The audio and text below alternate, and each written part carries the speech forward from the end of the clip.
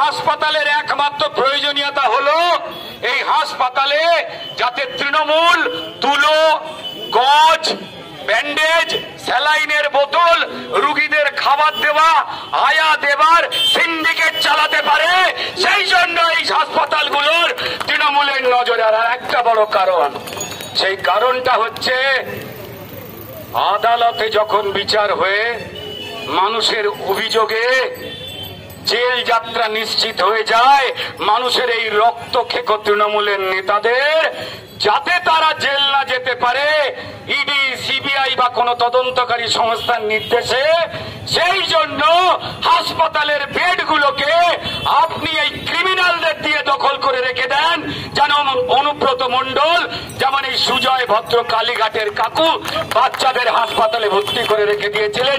এই আপনার উদ্দেশ্য। তাই